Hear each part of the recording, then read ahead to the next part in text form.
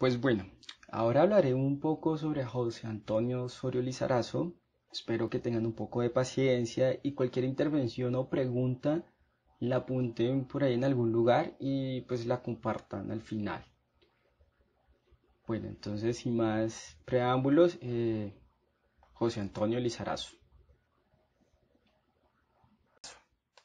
Fue un escritor, novelista, cuentista, cronista, crítico literario y ensayista político, nacido en Bogotá el 30 de diciembre de 1900 y enterrado en la misma ciudad el 12 de octubre de 1964. Se graduó de bachillerato a los 16 años. Incursionó en el periodismo desde muy joven, convirtiéndose a los 23 años en un ágil cronista que colaboraba en el diario Mundo al Día, con una serie sobre la sociedad bogotana. Fue director de los periódicos La Prensa y El Heraldo de Barranquilla. En Bogotá, Osorio colaboró en casi todos los periódicos, la mayor parte del tiempo a nombre propio y otras veces a través del seudónimo El Solitario. Vivió en varios países de América y fue un estrecho colaborador de Juan Domingo Perón en Argentina y de la dictadura de Rafael Leónidas Trujillo en la República Dominicana. Al igual, era amigo y seguidor de Jorge Eliezer Gaitán. Trabajó como secretario en el Ministerio de Guerra y en el Ministerio de Educación. También fue director de las publicaciones de la Contraloría General de la Nación. Además, fue jefe de redacción del diario gaitanista Jornada. En 1930 publica su primera novela, La Casa de la Vecindad, y en 1932 publica su particular obra de ciencia ficción, Barranquilla 2132. En 1946 publica el cuento El despojo en el suplemento literario dominical del Tiempo. En 1952 publicó la biografía de su amigo Jorge Eliezer Gaitán titulada Gaitán, vida, muerte y permanente presencia. En 1953 publicó El Día del Odio, escrito que relata los hechos acaecidos durante el Bogotazo. En 1959, el primer Premio Nacional de Literatura es otorgado a Osorio por su obra El Bacilo de Marx. En sus últimos años escribió El Camino de la Sombra, novela con la que obtuvo en 1963 el primer premio del concurso ESO. Su obra fue publicada en 1965. A Osorio se le considera uno de los primeros escritores latinoamericanos en incursionar en el género de la novela urbana. El gran contenido social y realista de sus escritos, en los que a la vez que narraba lo que veía, incluía distintas tesis sociales a manera de preguntas y respuestas a la realidad, lo que hace de su obra un conjunto desigual, con tintes de crítica marcadamente moralizantes. En su realismo y crítica, Osorio Lizarazo narró de manera naturalista la ciudad, su vida y sus actores más representativos.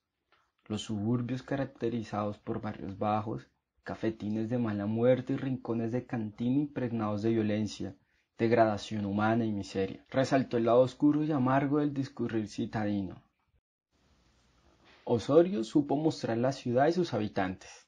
Supo caracterizar la contradicción existente entre los conglomerados rurales y urbanos. Bueno, pues a continuación haré spoiler y resumir un poco 2 obras. La primera, Barranquilla 2132, y la segunda, El Día del Odio. La primera obra ha sido considerada de ciencia ficción, sin embargo, algunos críticos o lectores no la encasillan en este género por la crítica que realiza la sociedad de una época que más de ficción contiene una simbología realista. La segunda obra describe una ciudad y una sociedad degradante en la creciente Bogotá de los años 40.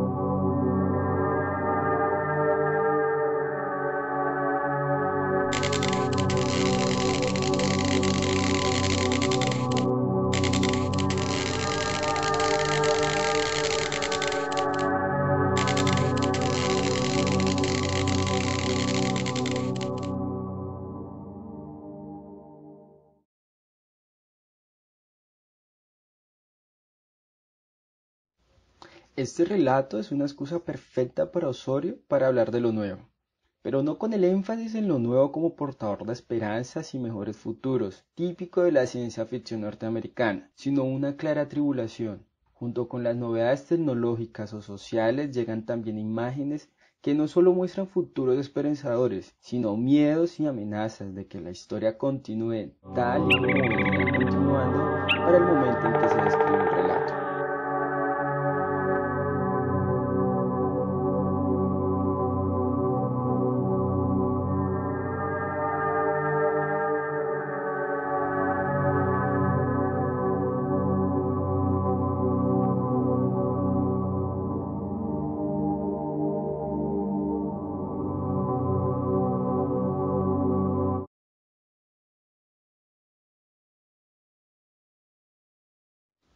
Allí la vestimenta ha perdido todo adorno y sin diferenciar géneros, buscando la sencillez, la comodidad y la ligereza. Esta sencillez ha dado paso a la uniformidad a todos los niveles sociales y culturales.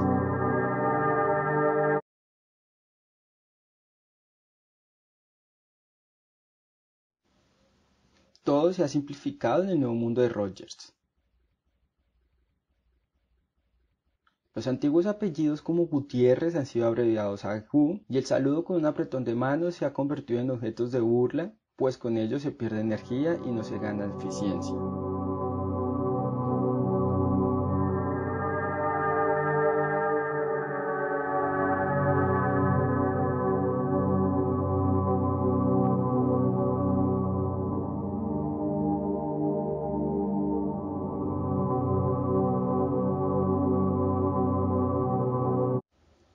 El comer en público y mirar el cuerpo femenino eran dos tabúes de la nueva sociedad.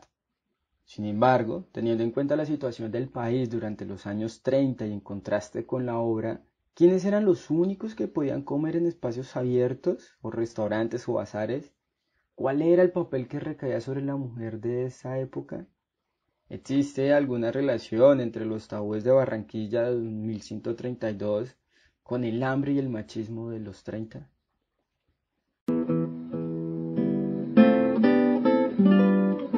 Las satisfacciones capitales estaban depuradas, restando toda seducción a la existencia. La gula, por ejemplo, había descendido a un nivel de repugnancia, con las reservas sociales que se le habían impuesto. Alimentarse secretamente, en lugares ocultos, disminuía en gran parte el placer de la digestión. El amor, a su vez, había sufrido profundas modificaciones. No existía ya la posibilidad de las arcaicas emociones de los primeros besos, de las primeras frases de dulcedumbre, del sí de todas las novelas románticas de su época. Ahora era un contrato severo, adusto, en que nadie renunciaba a su independencia ni contraía responsabilidades. Era imposible admirar la maravilla de un contorno femenino que ondulaba por la calle, levantando tempestades de deseo. Había muerto también la vanidad, la divina vanidad de las mujeres que las conducía al embellecimiento personal, que las llevaba a la decoración de sus rostros y que aumentaba las ilusiones de belleza.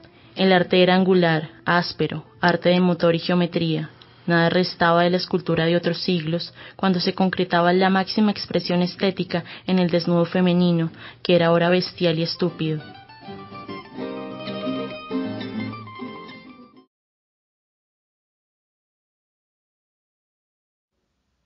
El día del odio. El libro nos cuenta la historia de una mujer llamada Tránsito Hernández, una campesina ignorante que es maltratada por sus padres. A la edad de 15 años, su madre la negocia con la señora Alicia para que le sirva a esta como empleada de servicio. Pero la cadena de plata perdida de la señora Enriqueta desata todo el infortunio de Tránsito. Sola, en la calle sin ninguna ayuda, es detenida por la policía, quienes la acusan de nochera y ratera. El destino la lleva a conocer al Alacrán, un maleante de barrio bajo, quien le ofreció ayudarla a regresar a su pueblo con la condición de que viviera con él por algunos días. La desdichada mujer acepta el ofrecimiento sin saber que aquel hombre que parecía bueno llevaba una bestia por dentro que se le salía cuando llegaba borracho, propinándole fuertes golpes a Tránsito. La necesidad de buscar alimento para sobrevivir hacen que el Alacrán deje a Tránsito en la casa de una señora, sin saber que esa noche la policía lo arrestaría. Tránsito queda abandonada nuevamente a su suerte. Encuentra amparo en una pensión de mala muerte. La dueña de la casa era una proxeneta quien le dijo a Tránsito que ofreciera su cuerpo para que pudiera sobrevivir. Tránsito rechaza la propuesta, pero pronto cae presa del vórtice infernal de la prostitución. al ver que no tenía ni un peso para comer, aunque seguía rechazando la idea de sumergirse en ese mundo. Por esos días sonaba el nombre de Jorge Eliezer Gaitán, un político que decía entender a la gente de clase baja, ofreciendo acabar con la tiranía del gobierno actual. Decía que él no era un hombre sino el pueblo, y que el pueblo era mayor a sus dirigentes. La gente esperanzada en las promesas de aquel político vieron una luz que les permitiría salir de tanta precariedad. Lastimosamente, Gaitán es asesinado. A raíz de esto, la gente se alborota y salen a las calles a saquear los almacenes. La muerte de Gaitán fue la gota que derramó el vaso. El pueblo no soportó más discriminación, injusticia, hambre y dolor y se abocaron a las calles para reclamarle a los dirigentes, causando muertes, incluso entre ellos mismos. La policía, al ver que no era justo lo que estaba sucediendo, se dieron las armas al pueblo y comenzaron a combatir junto a ellos, creando así el Bogotazo. Aprovechando ese momento, el Alacrán y Tránsito salen a la calle para tratar de buscar alimento, ya que no habían comido por mucho tiempo. El Alacrán encontró una botella de licor y comenzó a beber junto a Tránsito. El trago pronto le afectó y empezó a recordar todos los infortunios que había vivido. Entonces empezó a recoger objetos del suelo y a lanzarlos en todas las direcciones. Toda su timidez se convirtió en furia homicida. De súbito, sintió un latigazo en la espalda que la derribó hacia adelante. Un proyectil la había alcanzado. El drama que se había abierto sobre aquella vida humilde el día en que la señora Enriqueta colocó distraídamente su cadena de plata sobre las pertenencias de Tránsito quedó terminado con una grandiosidad desproporcionada.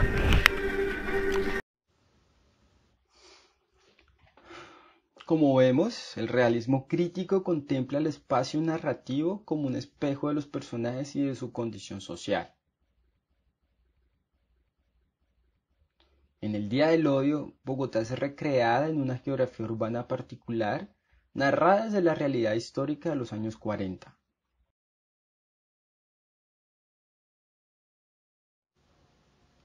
Bueno, entonces a continuación haré de lectura de dos fragmentos de la obra que recogen un poco todo lo que he venido hablando respecto al realismo crítico en el Día del Odio.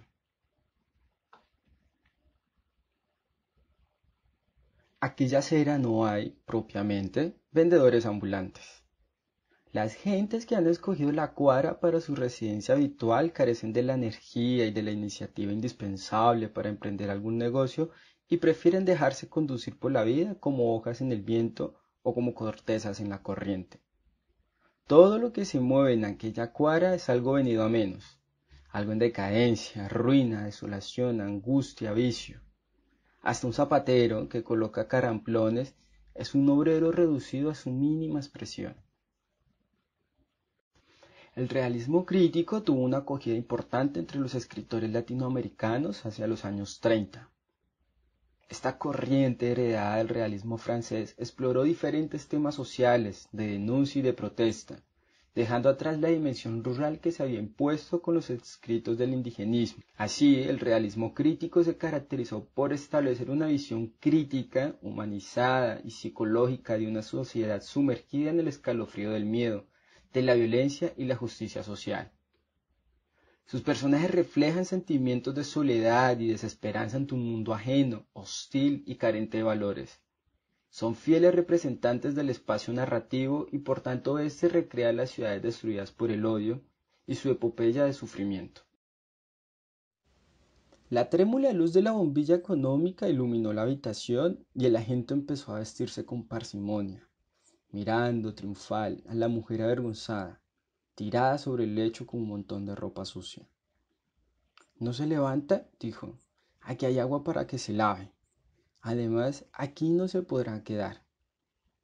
Ella no quiso responder. Todo el dolor del mundo se había acumulado sobre su miseria existencia. Apretaba el rostro contra la almohada sucia por la grasa de las innumerables cabezas sudorosas que habían apoyado en ella, y tampoco contestó cuando la gente terminó de vestirse. La luz de una bombilla, la lentitud en las acciones, el mugre de la almohada, la vergüenza y el dolor de la existencia describen el final de una violación cometida por un policía a tránsito. Esta descripción hace parte del estilo literario de José Antonio, y la acción hace parte de una situación que actualmente se vive en el país.